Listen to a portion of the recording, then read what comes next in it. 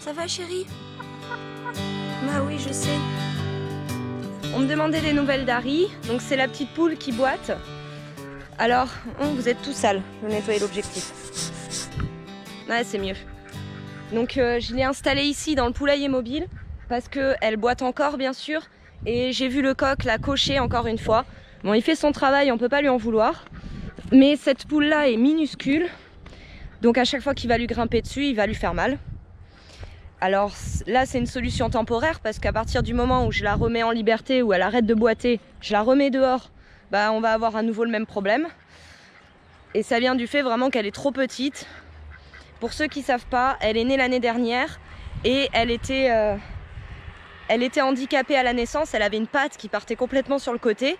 Après une semaine de rééducation, elle marchait normalement, mais elle n'a jamais grossi, elle n'est jamais devenue ce qu'elle aurait dû être. Donc elle est beaucoup trop petite pour le coq et à ce niveau-là, je vois pas de solution, si ce n'est m'en débarrasser parce que de toute façon, à un moment, elle peut pas vivre seule. Elle peut pas vivre seule, donc je sais pas du tout. On va faire un petit tour des tomates dans la serre. Alors les premières plantées, ici, elles ont un peu jauni les feuilles. Mais elles continuent à pousser et les feuilles qui arrivent ensuite, elles, sont bien vertes. D'ailleurs, on peut voir, c'est ici qu'on a déjà des bourgeons. Il va y avoir des fleurs. Et sur la majorité des plants de tomates, même sur des variétés donc indéterminées, on a déjà des bourgeons. Espérons que d'ici un mois et demi, on commence à avoir les premières tomates. Peut-être un mois pour les tomates cerises. Et les plants que j'ai plantés ici, ceux-là ne jaunissent pas. Mais les feuilles sont beaucoup plus grosses. Ils sont pas exactement pareils, donc je pense que c'est aussi une question de variété, c'est pas la même variété.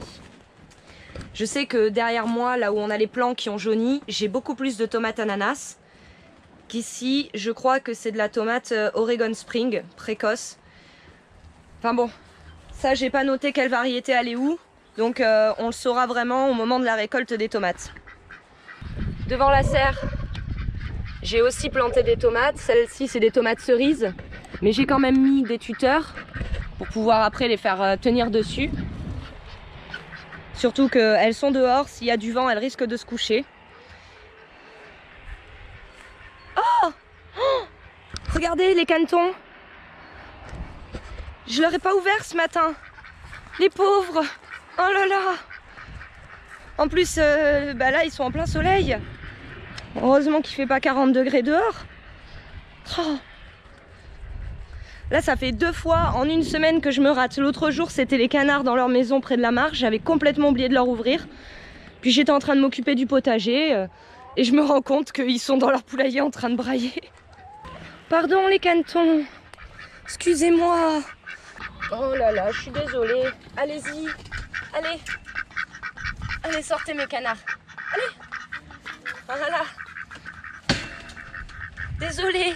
À tous les coups, ça va être la galère pour les mettre au lit ce soir. Ils vont se dire, attends, si elle nous oublie demain. Alors déjà, il faut que je sème des haricots nains. Les haricots nains vont aller sur cette zone ici. Et j'en ressèmerai à d'autres endroits dans le potager. Le sol est pas trop mal ici. Ah, de la ronce. Hop.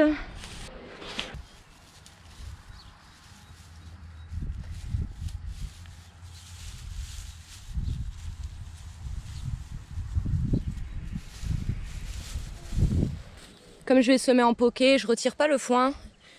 Je le pousse juste là où je vais faire mon semis. J'ai passé déjà un coup de bêche ici. Pas la grelinette parce qu'elle est moins solide, les dents sont moins solides que sur la bêche. Et comme on a le sapin derrière moi, comme vous pouvez voir, ces racines ont tendance à arriver jusque là. Et si avec la grelinette je tombe sur une racine de sapin un peu trop grosse, je risque de péter une dent ou de la tordre au minimum. La bêche est plus adaptée donc dans cet environnement. Je vais donc semer en poké, je vais mettre 3 graines par trou.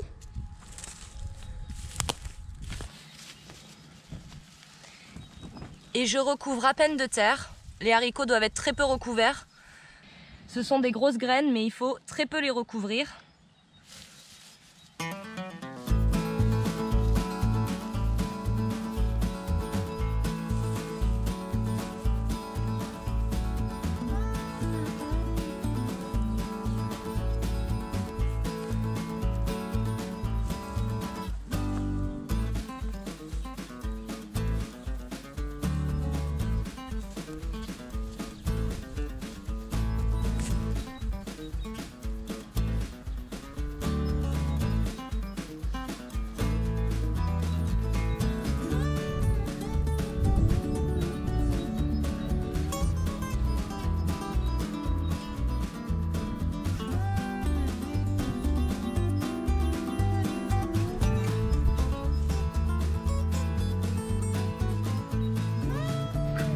Maintenant, je voulais semer du fenouil, car on a ici le fenouil que j'avais semé en motte et que j'ai repiqué, qui est reparti. On peut voir qu'on a les feuilles ici. Et maintenant, je vais faire un semis direct. Ça permettra au moins de voir la différence en termes de croissance. Et si les plantes se portent mieux en étant semées directement en terre. Ce que je pense, puisque c'est du fenouil, à mon avis, c'est mieux de le semer directement en place. Je vais me préparer les lignes.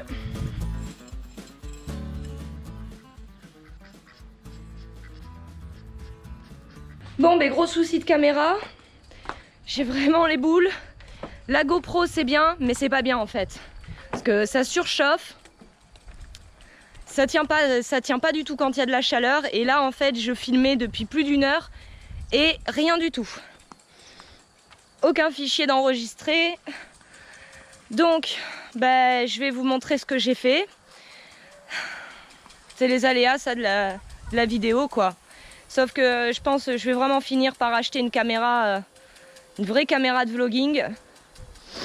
Parce que la GoPro, c'est vraiment fatigant. C'est pas la première fois que ça m'arrive en plus. En plus, je suis même pas sûre que là, la caméra va pas lâcher encore une fois. Alors, il y a un oiseau qui vient de se poser dans le potager. Ils m'ont vu semer les graines. Ils vont essayer peut-être de venir gratter. Mais chat gris-gris, chat gris-gris. Faudrait que le chat traîne dans le potager pour pas qu'il vienne. Ici, je viens de faire encore un semis de haricots. Je voudrais voir avec les arrosages plus intensifs pour les légumes racines et feuilles si les haricots se portent bien comme ça. Ici, j'ai fait un semis de fenouil. Oui, chat, viens. Allez, viens mon chat. Viens mon pépère. Oh là, que t'es gros toi, dis donc. Hein, tiens, va. Protège le potager, hein, mon chat. Ici, je nous ai refait un semis de radis. Puisqu'on a des radis ici qui commencent à être de taille acceptable. D'ici une semaine, ceux-là ils seront bons à récolter, sachant que j'ai récolté un rang il y a 1 semaine environ. Un rang qui m'a donné à peu près 2-3 semaines de radis. Donc dans 1 semaine, je vais récolter ceux-là, 1 à 2 semaines maximum. Et prendront le relais ces radis-ci. Pour les radis en hiver et en automne, on en sème plus, puisqu'ils vont mettre plus de temps à pousser. La croissance va être lente. J'en sème une grosse quantité, comme ça je peux récolter au fur et à mesure de mes besoins. En revanche, en cette saison, ils poussent très vite. Ce qu'on veut pas, c'est les laisser en terre trop longtemps, sinon ils vont être attaqués. Alors je les sème beaucoup plus souvent et en plus petite quantité.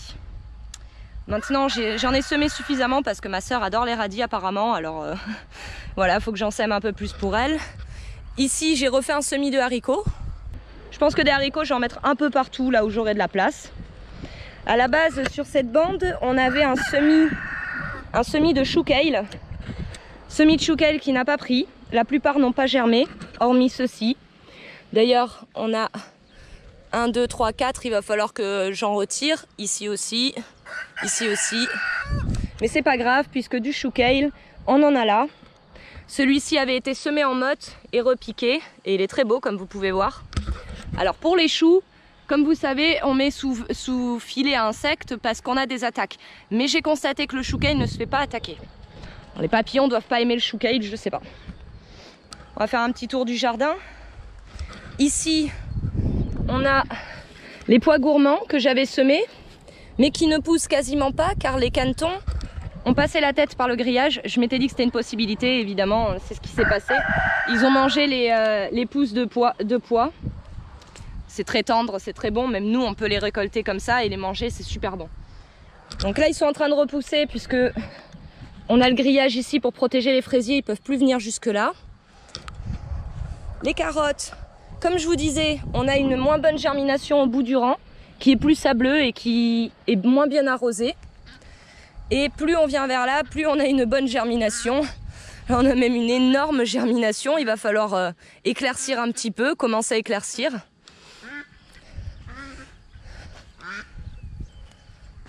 Ici, c'est le pire. Alors là, je sais pas, j'ai dû m'enflammer sur les graines.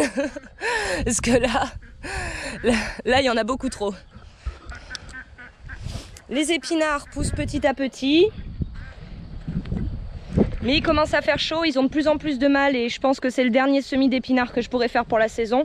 C'est pas grave, c'est un légume d'hiver, c'est le légume d'hiver d'ailleurs. Si on doit en avoir un, c'est les épinards puisque c'est l'un des légumes qui demande le moins de lumière pour sa croissance. Et les graines ont besoin d'un sol frais pour germer. Les choux. Bah, les choux se portent bien, les choux cabus. Là il en manque, on a un gros trou. Là on peut voir qu'il y en a qui commencent à être très jolis, à faire de belles feuilles.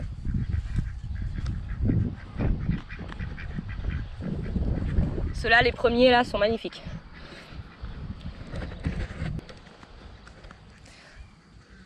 Ces laitues-ci, je vais pouvoir commencer à les récolter d'ici une dizaine de jours, 15 jours maximum. Pareil pour celle-ci, c'est des sucrines. Elles poussent assez vite. Ici, on a un semis de betterave jaune. Ça pousse tout doucement. Encore des laitues, beaucoup trop serrées, que je pourrais récupérer et repiquer ailleurs. Des côtes de blettes qui n'ont pas toutes très bien germé. Mais les côtes de blettes deviennent énormes, donc c'est pas grave. De toute façon, j'avais semé trop dense. Ici, on a des carottes. Alors, on voit que ça n'a pas parfaitement bien germé encore. Ça a vraiment germé par simonie. Ah voilà, alors on peut voir ici que ça a très bien germé et c'est la zone centrale du potager. Donc c'est certainement un problème d'arrosage venant du sprinkler. Quand il y a du vent, si le vent est dans le mauvais sens, forcément il y a des moments où ça arrose pas bien. Donc il va falloir que j'arrose à la main, au moins le début du rang où les carottes n'ont pas assez bien germé. C'est pas une fatalité, elles peuvent très bien germer dès aujourd'hui. Si c'est un manque d'arrosage, les graines n'auront pas pourri dans le sol. Oh Yvi, bonjour. Tu viens prendre ton bain quotidien? Alors la canne a quitté la couvaison pour venir prendre son bain quotidien. Ce qui est pas plus mal. Au moins elle se mouille, elle revient au nid et elle apporte de l'humidité sur les œufs. Alors, par contre elle a des comportements très étranges, elle n'est pas du tout elle-même en ce moment. Les acariens au poulailler. Bien, j'ai huilé l'intérieur du poulailler.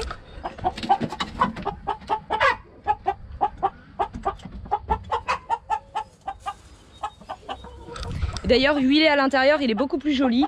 Et je peux dire que ça fonctionne. Car là où je voyais plein de petits acariens courir partout, eh bien, une fois que j'ai eu passé l'huile de lin, plus du tout d'acariens.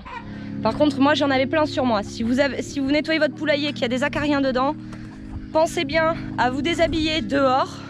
Laissez vos vêtements dehors ou les mettre directement dans la machine à laver et les laver tout de suite parce que sinon vous allez en ramener chez vous. Alors je voulais jeter un coup d'œil au vermicompost. Déjà pour voir l'humidité, s'il faut que j'arrose un petit peu. Hop là. C'est encore bien humide, je vais pas avoir besoin d'arroser. Et regardez-moi tous ces vers.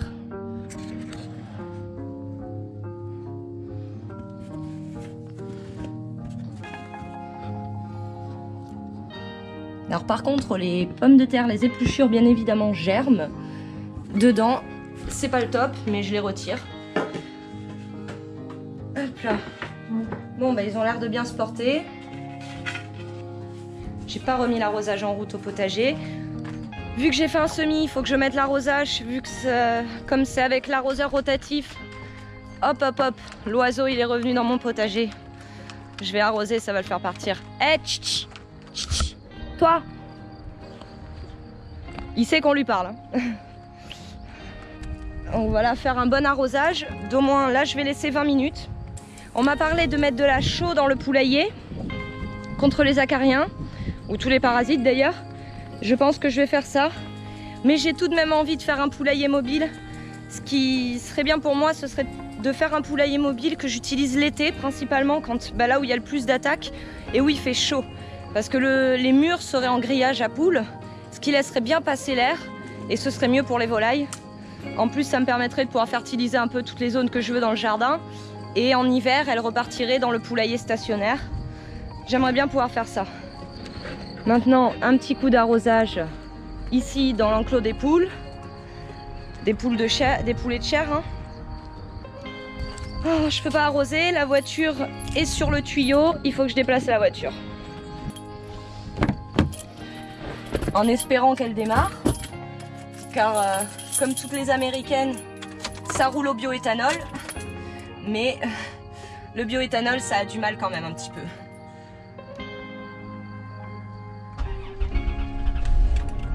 Ah. Ouais, obligé de pousser les chiens parce qu'ils seraient capables de se mettre derrière la voiture pendant que je recule. Alors, hop. Espérons qu'il n'y ait pas de volaille. Sinon, nuggets ce soir. Alors, ça devrait être bon là. On va pouvoir se mettre l'arrosage en route. Ici, j'arrose pour les poules de chair, de façon à ce que l'herbe pousse bien dans leur enclos. Voilà. Bon, maintenant, bon, là, ça y est, les températures sont assez élevées la journée. Donc, je peux plus vraiment travailler au potager l'après-midi, mais je vais pouvoir faire des semis. Et aujourd'hui, ça va être semis de pastèques en motte.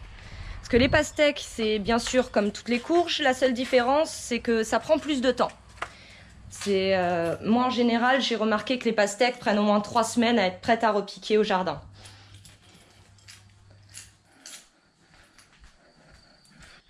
Et l'un de vous m'avait apporté, tu te reconnaîtras, des œufs de Brahma. On est au 21e jour et je n'entends pas de pip pip, je n'entends rien. Ce qui me stresse, ça me stresse vraiment.